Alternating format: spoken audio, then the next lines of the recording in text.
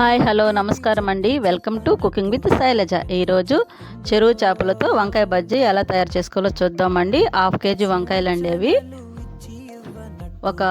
మన కారం తగ్గట్టు 15 పచ్చిమిరపకాయలు వేసుకున్నాను అండి. నేను 4 టమాటాలు వేసుకున్నాను కట్ చేసుకొని. మామిడికాయ ఒకటండి పుల్లడిది. ఆనియన్ ఒకటి పెద్ద సైజ్ వేసుకున్నానండి కట్ చేసుకొని. కొత్తిమీర, కరివేపాకు, ఒక నిమ్మకాయ సైజ్ అంతా చింతపండు వేసుకున్నామండి. ఇవేనండి చెరువు చేపలు.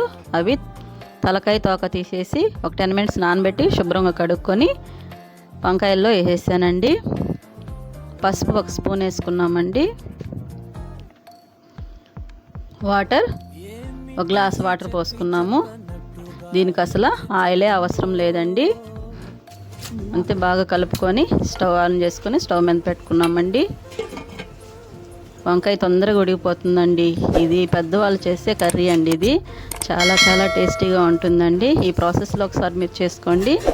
చూడండి ఎలాగా ఉడికిందో.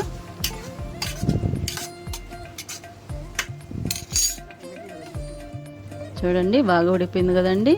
ఇప్పుడు దించేసుకొని మనం దాంట్లో కల్లు ఉప్పు వేసుకున్నామండి. ఇప్పుడు పప్పు గుత్తి తీసుకొని కచ్చా పచ్చాగా రుద్దుకున్నాము.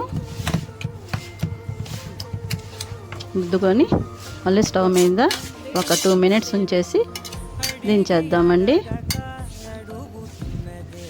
చూడండి ఎలా వచ్చిందో. అంతేనండి. వేడి వేడి రైస్లోకి వేసుకుంటే చాలా చాలా టేస్టీగా ఉంటుందండి. దీనికి ఆయిలే అవసరం లేదండి. ఆయిల్ లేకుండా ఈ కర్రీ తయారు చేసుకోవచ్చండి. మీరు కూడా ఈ కర్రీ నచ్చితే